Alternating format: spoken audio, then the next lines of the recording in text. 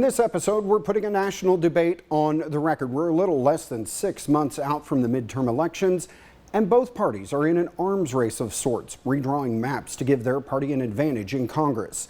It began last August in Texas, where Republicans enacted a plan that could give their party 5 additional seats in the U.S. House. In September, Missouri, where Republicans control 6 of the 8 congressional seats, became the next to redistrict. In a special session called by Governor Mike Kehoe, lawmakers passed the Missouri First map, redrawing a Kansas City area district currently held by Democrat Emanuel Cleaver. That plan became the subject of a court battle that eventually ended up in the state's highest court. Missouri Capitol Bureau reporter Mark Zinn was in the court where arguments were heard last week. The Missouri Supreme Court hearing testimony Tuesday on 3 separate cases with one similar theme: redistricting. The first 2 cases heard Tuesday, Healy v. Missouri and Weiss v. Missouri, are centered around the new congressional districts themselves, with attorneys making arguments over whether or not the new Missouri First congressional map meets the recognized threshold for compactness. The General Assembly said any citizen after that decision can come to the court and ask for that decision to be reversed. The council does not understand that the legal standard requires a connective thread between the two. Lawmakers redrew Missouri's 8 congressional districts during a special session last year, all in an effort to make the 5th congressional seat in the Kansas City area more competitive for Republicans. This triggered an ongoing petition campaign to force a referendum vote on the new map this November. The third case on the docket asks whether or not the filed referendum campaign automatically stops the maps from going into effect. The Secretary's only constitutionally assigned role in the referendum process is to receive those filed petitions. If an unverified box of signatures freezes a state law, the implication is that law has to stay frozen until the statewide vote happens. These cases followed a high court ruling in March that sided with Republicans, saying Missouri lawmakers acted constitutionally when they convened a special session for the mid-decade map change. Outside of the Supreme Court in Jefferson City, I'm Mark Zinn. Within hours of that ruling, Congressman Cleaver called on Republican Secretary of State Denny Hoskins to certify petition signatures that would trigger a vote on the new congressional maps. Cleaver told Jonathan Ketz at our sister station in Kansas City he wasn't surprised by the Supreme Court's ruling. The group People Not Politicians Missouri has been fighting against the redrawn maps since September. They even submitted a petition signed by more than 300,000 Missourians. Democratic Congressman Emanuel Cleaver, who could lose his seat depending on his voter base, is waiting on that certification. The only concern we have at this point is whether the Secretary of State is going to slow walk it. We think that they have the signatures right now, but they won't take it to the court and say we certify that these signatures are valid and they have successfully complied with the Constitution. Are you going to slow walk that process? Well, according to state law, our local election authorities and county clerks have until July 27th in order to verify the signatures. And then I have from July 28th through August 4th to certify those signatures. So I'm simply following state law. Our next question for Hoskins was whether he could certify this right now. My understanding is not all of the local election authorities have verified the signatures that they've been given. If Hoskins certifies these signatures, the referendum would go on the November ballot. But the U.S. Supreme Court's recent ruling on the Voting Rights Act could impact the future. Do you think that there is a very good chance that Missouri has a 7-1 map for one congressional term and then a 6-2 map again in 2028? I could see the exact opposite almost. I could see a 7-1 map in 2026 and then congressional redistricting in 2027 to get rid of the racial gerrymander district in CD1. And I could see Missouri trying for an 8-0 map for the 2028 election. In October of last year, North Carolina and Ohio followed Missouri, adding 1 and 2 Republican-leaning districts, respectively. In November, Democrats retaliated, adding 5 seats in California, which voters then approved. Later in November, a court ruling forced changes that could lead to an additional Democratic seat in Utah. That brought the tally to 9 Republican seats, 6 new Democrat seats. In April of this year, Virginia Democrats put a question on the ballot, which voters gave their approval to, that would add 4 more Democrat seats in Congress. Then the state Supreme Court struck down the new district lines. That battle now headed to the nation's highest court. On Friday, May 8th, the Supreme Court of Virginia threw out Virginia Democrats' congressional redistricting proposal, which voters narrowly approved on April 21st. The justices affirmed a lower court's finding that processes surrounding the proposal violated the state's constitution, thereby rendering the election null and void. Virginia Democrats are now requesting that the United States Supreme Court intervene and stop this decision from taking effect. In their May 11th court filing, they claim that the Supreme Court of Virginia based its decision on a, quote, grave misunderstanding of federal law, end quote. As things stand, the new Virginia map is barred, which, as Tyler Englander from our sister station in Richmond explains, creates winners and losers. Randolph-Macon political science professor Rich Marr says as things currently stand, it's a big loss for Democrats in Virginia and across the country, with Republican State Senator Ryan McDougal coming out as a big winner. With Virginia Democrats' hopes of a new congressional map seemingly dashed, Randolph-Macon political science professor Rich Marr says Democrats are left in a tough spot because they're falling behind in their redistricting numbers game. As for Governor Abigail Spanberger, Marr says this is a loss for her because she wanted to focus on affordability, but that narrative, quote, got eclipsed by redistricting. And it's going to be really hard to get back on track. Not impossible, but just harder and much harder for her to get back on track to the kinds of things she wanted to be talking about. It's hard for the governor to position herself as bipartisan or above partisan infighting when this was the partisan of partisan battles. On the GOP side, Marr says in addition to several Republican members of Congress, Republican State Senate Minority Leader Ryan McDougal, who along with others brought the lawsuit that led to the referendum being struck down, is a big winner. I have not heard that McDougal is interested in making a run for office in a few years, but he has to at least consider it based on the success that he had legally in organizing the Republicans this year. Democrats have filed an emergency appeal to the U.S. Supreme Court to halt the Virginia Supreme Court's ruling on the legality of Virginia's redistricting referendum. At the state capitol, I'm Tyler Englander. On May 4th of this year, Florida Republican Governor Ron DeSantis signed into law a bill adding 4 additional Republican seats in Florida. DeSantis has already told the public the state legislature would appropriate funds to defend that new map in court.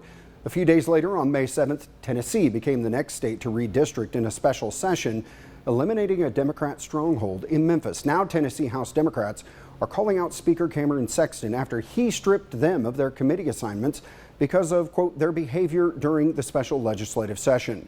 Tori Gessner from our sister station in Nashville explains. Take the roll. During the Joint Fiscal Review Committee today, something was noticeably missing. Representative Dixie. House Democrats were absent, stripped of their assignments just hours before. House Speaker Cameron Sexton sending them this letter, informing them they've been removed from their committees and subcommittees for actions he says disrupted the democratic and legislative processes and created disorder during the special legislative session. This is an anti-democratic action that is seeking to silence the voices of people on committees where bills are being made that are going to impact 7 million people across our state. During the special legislative session, some House Democrats were seen linking arms in the House well, using banned props and noisemakers, and even lighting a fire. They say it was all in protest to what Democrats call a racist congressional map that was redrawn to split Tennessee's last Democratic district into 3 to favor Republicans. The committee process is a critical part of passing legislation. One House Democrat says losing a seat at the table is a devastating blow. And in that committee room, we can say this doesn't make sense. Think about how this is going to affect rural districts. Think about how this is going to affect our urban areas. Losing our voice in committee hurts worse than losing on the House floor. But House Republicans say Democrats are playing victim, accusing them of coordinating with paid protesters. You have childish behavior, you can expect consequences, just like any child is going to expect consequences if they misbehave. And that's exactly what we saw yesterday. You don't get to violate rules endanger members, promote reckless behavior on the House, bring in props. Again, a complete violation of rules. You don't get to do all that and not expect consequences. Governor Bill Lee declining to comment on what happened. That's entirely a House rules issue, and that's a separate branch of government than ours. So I won't lean into what decisions of the Speaker. Those are entirely his to make. So far, those are the states who've redistricted. Others, though, may soon follow. For example, South Carolina, where President Trump has urged lawmakers to join the redistricting battle. As News Nation's Anna Koyman explains, not all Republicans are on board with that idea. So this isn't just about the state of South Carolina. It's truly about how much power President Trump will ultimately have after the midterm elections. How much sway will his party have to get his agenda done? So what's happened is the president has urged South Carolina senators on social media to, quote, be bold and courageous. He asked them to redraw the congressional map and delay the primary to June 9th. But so far, that hasn't happened. The vote failed 29-17, 5 Republicans crossing over and voting with all Democrats. Some GOP senators worried the new map could actually backfire, flipping the state's 6-1 Republican advantage to 5-2 or even 4-3. Senate Majority Leader Shane Massey pushing back on the pressure from President Trump, saying, quote, I got too much Southern in my blood. I've got too much resistance in my heritage. But South Carolina is just one piece of a much bigger map. Missouri's Supreme Court upheld a new map that stretches a Kansas City district from 20 miles to a 200-mile sprawl across some 15 counties. Democrats call it distortion. Republicans call it a win. The battle is widening. A recent U.S. Supreme Court ruling weakened the Voting Rights Act, opening the door to eliminate majority-minority districts. Louisiana, Alabama, and others are responding. The bottom line on seats, Republicans think they can gain up to 14. Democrats think they could gain 6. Last week, Virginia's Supreme Court blocked a Democratic map that could have added 4 more. South Carolina did hold, but State Senator Massey says redistricting could come up again before June 9th. And in a House this close, one seat is not a footnote. It could be the whole story. Meanwhile, for voters in South Carolina, currently they will vote under the current congressional map on June the 9th. But with absentee ballots already out and the majority leader leaving the door open, it appears this thing is not over yet. For News Nation, I'm Anna Koyman.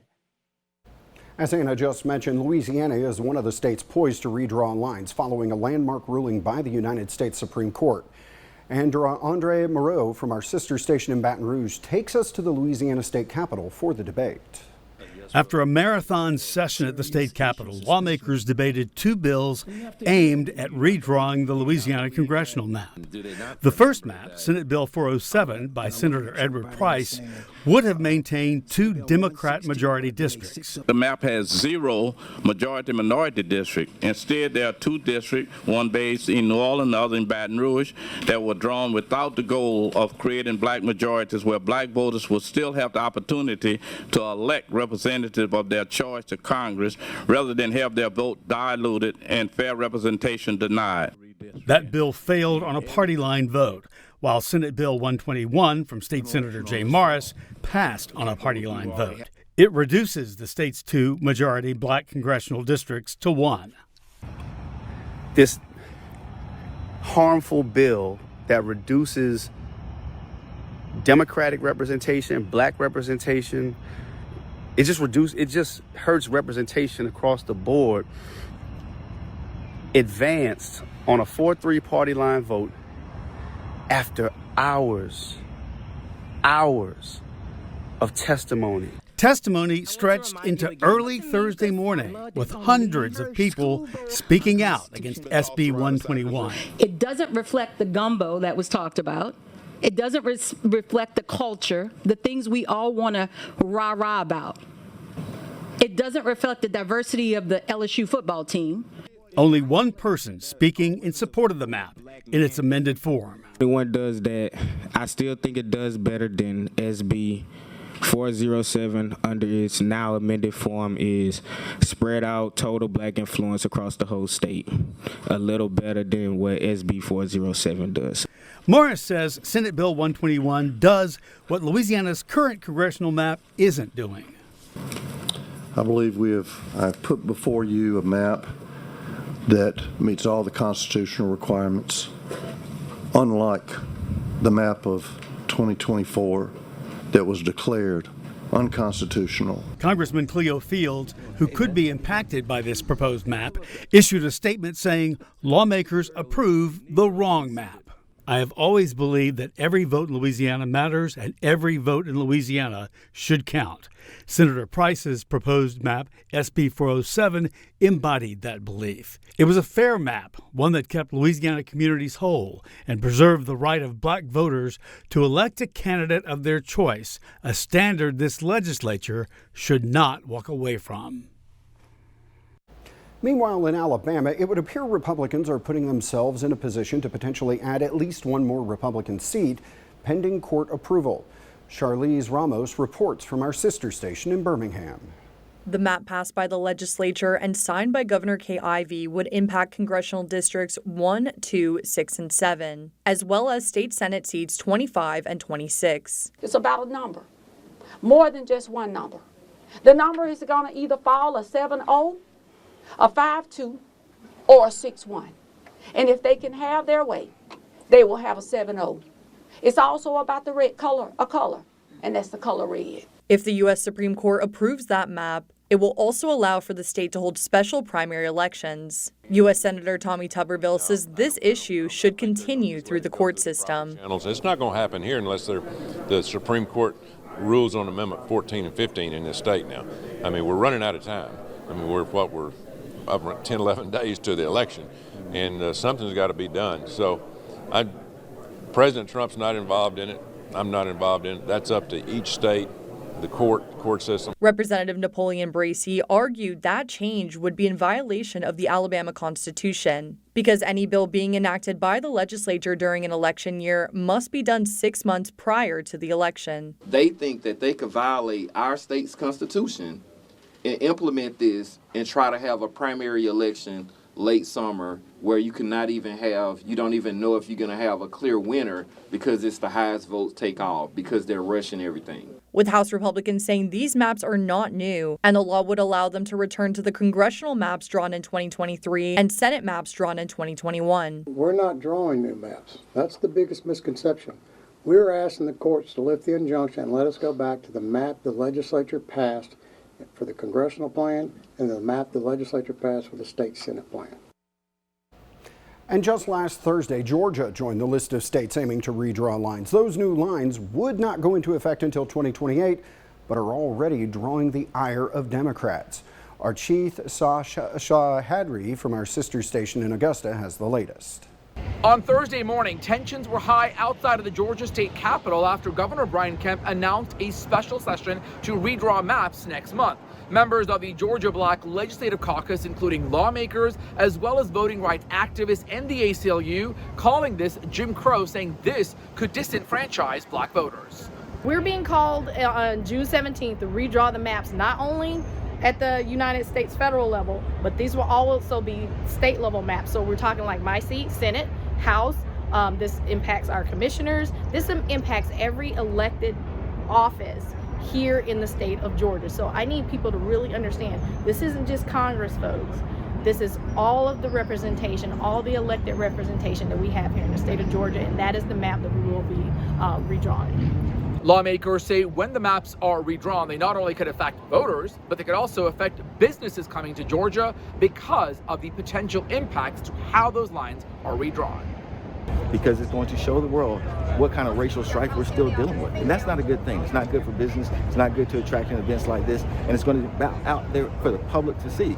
It has no choice for the public to see it because we're going to be arguing about these old fights that we thought we ourselves put behind us. And we're going to be arguing about them front and center, literally for the whole world to see. We're going to be arguing over racial animus all over again. But the maps that are going to be drawn here in June, on June 17th, will be for 2028. So this is the future. But this is also why it's important for everyone to get out and vote. Because if we can elect the type of leadership that would reject these type of maps and this type of voter suppression, we need to ensure that we're getting that leadership in on January 1.